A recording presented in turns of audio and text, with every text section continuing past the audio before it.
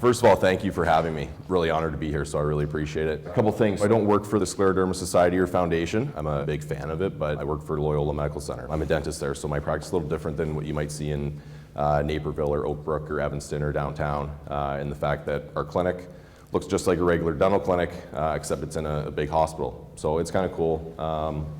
We do everything that a normal dentist does, just in a bigger setting. And because of our location, kind of by default and referral and things like that, we get a lot of patients with medical conditions that you might not see kind of in a normal practice. So some interesting stuff there.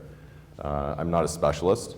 And one thing that is kind of interesting that I find is that some patients who suffer from scleroderma or other medical concerns, they'll have a family dentist or a private practice dentist that they will have seen for 15 or 20 years, and then they show up in our clinic saying that their dentist said that they're at the point where they need to be treated in a hospital setting. Sometimes that's true, but other times not. So it's just a matter of awareness, so that's my biggest thing in talking to groups like this, or even educating other dentists and things like that. It's just awareness, so people are familiar with some of the things that we might encounter or that the patients might encounter, and then we can help you come up with the best treatment plan. It's not it's not rocket science. A lot of times it's just taking a step back, coming up with a detailed plan of treatment and ways to help you, and then just making sure that myself or the dentist and the patient are on the same page.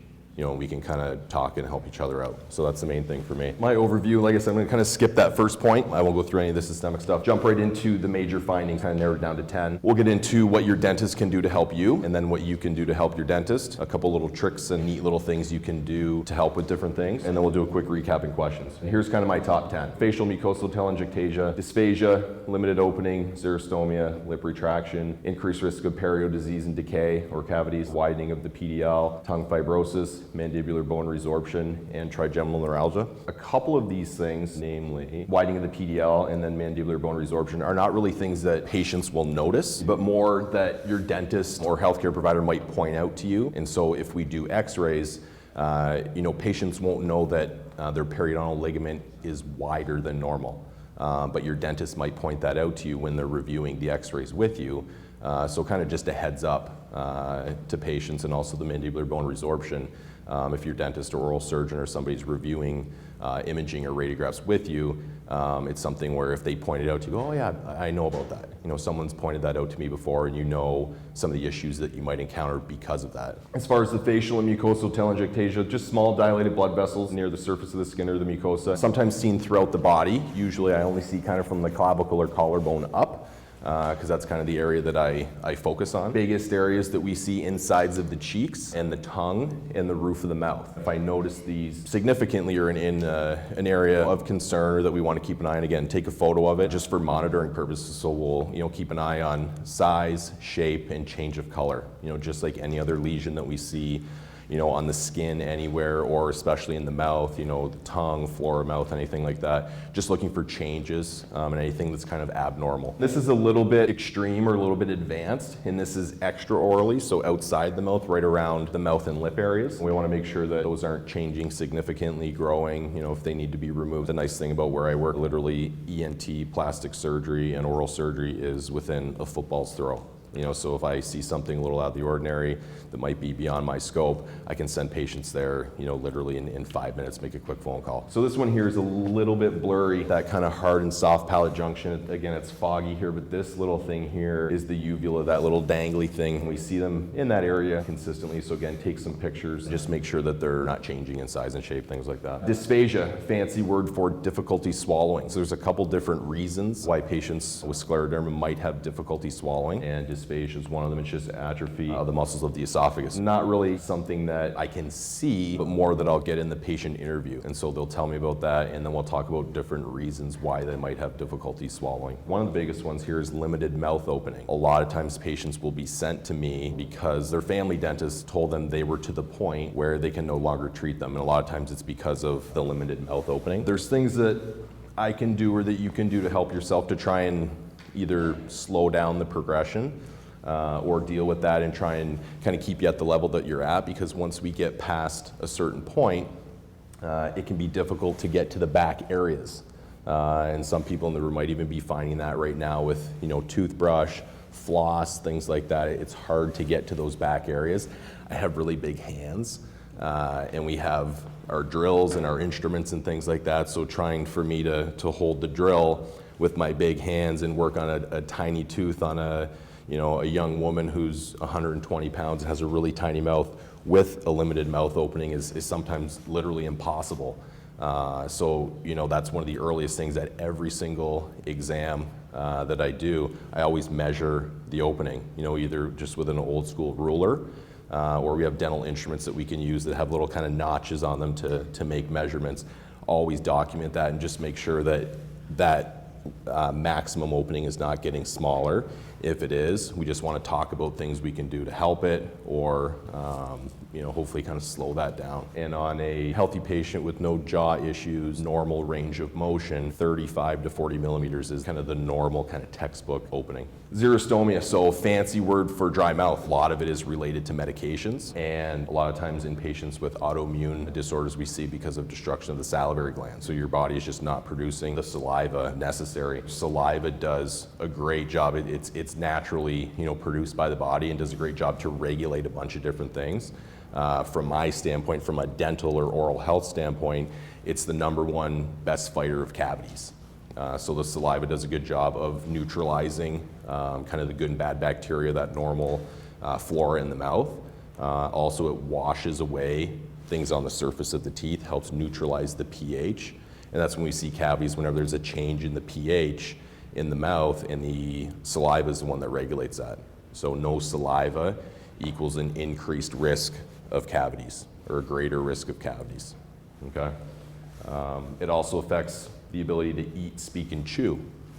And so if there's no saliva, a lot of times the tissue is very tight, very, very tight to the cheeks. It's sticking to the teeth, the surfaces of the teeth. Makes swallowing very difficult. They do tests at the hospital and clinics. One of the swallow tests is have a patient eat a cracker and see if they can chew a cracker and swallow a cracker. If you have dry mouth, it's a very tough thing to do. That puts you at an increased risk of periodontal disease, which is gum disease, caries, which is cavities, fungal infections, and that's secondary to that disruption in the normal flora. There's good bacteria and bad bacteria throughout the whole GI system. Oral cavity kind of being the start of that. If there's an increase in the bad bacteria, sometimes can lead to certain types of infections. Fungal infection is the main one that we call candida or candidiasis. So that's just a word that you might hear. A lot of times patients who wear dentures sometimes have a candida infection underneath the denture, so that's something common that might be a little buzzword that you hear as well. The normal tongue is very moist. On the upper left there, just has a very leathery, dry appearance. And on the right here, just the cheek, very, very difficult, even with that little tongue depressor popsicle stick there to retract it. Peeling that popsicle stick away literally stuck to the tissue. There's some things that you can do, salivary substitutes. We have sprays, gels, rinses. I do mention some products by name. I don't work for any of these companies. These are just kind of the most common ones. Act mouth rinse or Biotine. None are really better than the other, just more common or popular. Best thing, absolute best thing is water. It's cheap, it's easy to get, and it works wonders. So water, a lot of patients will chew on ice chips. So a lot of my patients that are sitting at desks all day, they say they don't want to keep drinking water because, like myself, I kept sneaking out to the back because I drank 3 bottles of water this morning during the first 2 presentations. I go to the bathroom a bunch of times.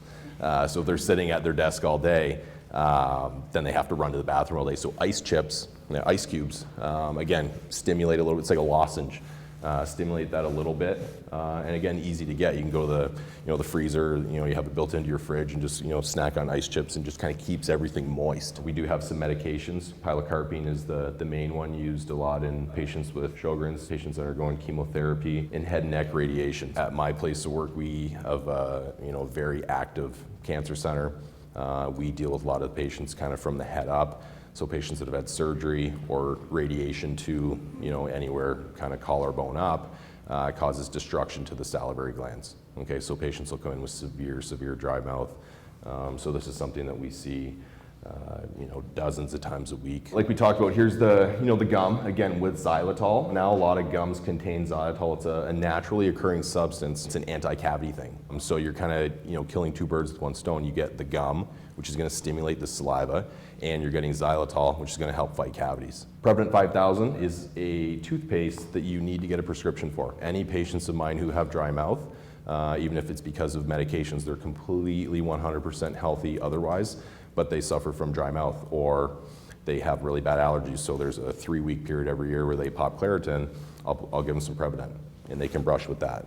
Okay, so that is by prescription. Lip retraction is a big thing. Fibrosis of the skin kind of leads to contracture. Decreased range of motion, so you can't stretch and open as much as normal. Loss of facial expression, sometimes, ability to smile or frown or anything, the muscles in the skin doesn't allow you to do that. So that's something that's huge. And occlusal changes. So occlusal changes are just a fancy way of saying how you bite. So how the teeth come together is your occlusion.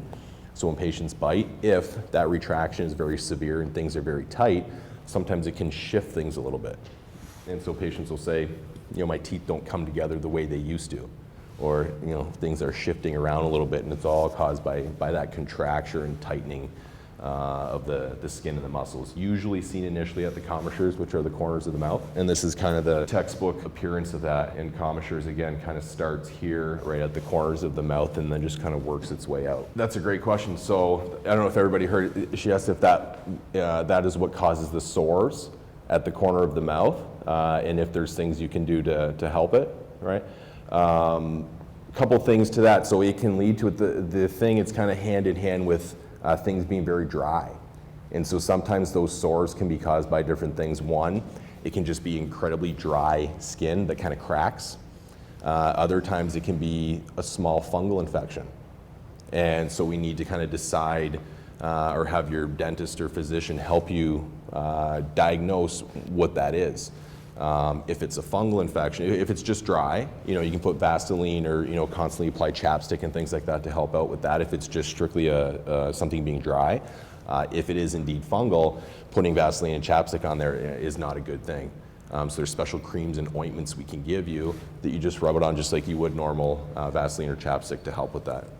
Yeah. Yes, there are things we can do to help you, and things we can do to try and decide or figure out why it's happening. Sometimes it's changes in teeth moving around. Okay, sometimes it's caused by the muscle. So if it's a matter of individual teeth moving up and down because of something that I'm going to get into on a later slide, then sometimes we need to do something to individual teeth to help with that. If it's kind of an overall generalized thing, there are things we can do to give you at night. Sometimes we'll make patients a splint that we'll put them in at night that will kind of help settle things down. So it's, to be honest with you, a very difficult thing to kind of diagnose and find out, but once we do, there's things that we can do to help. Increased risk of perio disease and decay, again, 100% related to severity of the dry mouth. Again, with that xerostomia or dry mouth, puts you at a significant increase in cavities. Easiest way to fix that or to fight that, more frequent recalls. My patients who suffer from scleroderma or who are undergoing head and neck radiation or chemotherapy and things like that, I'll see them every 2 or 3 months, 4 months max, as opposed to twice a year. Most patients we see every, you get your cleaning twice a year, come in, quick little chat, everything's great, okay, I'll see you in 6 months. Those patients I see a lot more, just even if it's for 15, 20 minutes, just to lay eyes on them so that I can sleep better at night. And I just say, hey, come on in, whatever works with your schedule. The nice thing about where I work at the hospital, patients are coming in for other appointments sometimes. So they'll say, I'm going to see Dr. Smith over in rheumatology or over in, he's my PCP or pulmonologist or something like that. And I say, okay, we'll stop by on your way home. Just swing by the clinic. I'll put you in room 5 real quick, take a quick peek, just make sure everything's good. Early intervention is the main thing. Sometimes we need to be a little bit more aggressive or creative in our treatment planning. Just take that into consideration at all of our frequent recalls. If mouth opening is decreasing, sometimes we'll need to be a little bit more aggressive in treating the back molars. Because if they're progressing at a quick rate where that opening is every time I see you, it's going down, down, down, down, down, we're going to get to the point eventually, possibly, where I'm not going to be able to get back there. So we might have to take out healthy teeth, even if they're healthy in the back, knowing that a few years down the road we might not be able to get to those teeth. You won't be able to get to those teeth with a toothbrush and with floss to even clean them. So kind of as a preventative or prophylactic thing almost, we take them out. And I'll get into a little bit later, there's things we can do to replace them. Hygiene is sometimes affected by manual dexterity. Flossing is a tricky thing for everybody to do, especially if there are problems with the hands. Wrapping floss around the fingers, getting back there very precisely on the back molars, and sometimes holding a toothbrush, and brushing the teeth properly is a struggle. And so oral hygiene, again, we have to kind of look at things from all different angles and see how a patient's oral hygiene is, how their limited opening is, all these different things. Are they at an increased risk for cavities? Kind of putting all the pieces together and then coming up with the best plan moving forward. Waterpik's a great option. At the end, I just have kind of rapid fire pictures of all these flossing aids. And again, the great thing or overwhelming thing is that if you go to your Walgreens or CVS or you go into your dentist's office, there are just shelves and shelves of flossing aids, which is a good thing, but sometimes you can kind of get overwhelmed or lost. But Waterpiks are a great thing. I have a picture of a device that we can use that helps kind of work out and stretch the muscles. And that can help a little bit. This is kind of the textbook picture or appearance of decay secondary to dry mouth. So you see a lot of the cavities up right along the gum line. As we get higher up towards the gums and even below the gums, we change from the type of material that makes up the tooth. Kind of near the biting surface, the part where you're gonna actually chew your food, that's your enamel, which is rock hard. It's kind of the outer shell of the tooth. As we get higher up, working towards the gums and even underneath the gums onto the root of the tooth, that material is cementum, which is the root of the tooth, very soft. So once cavities get up to that point and then onto the root, they tend to just spread like wildfire. Okay, so a cavity on the edge of the tooth, kind of the biting surface, if we catch it early, very, very simple, easy fix.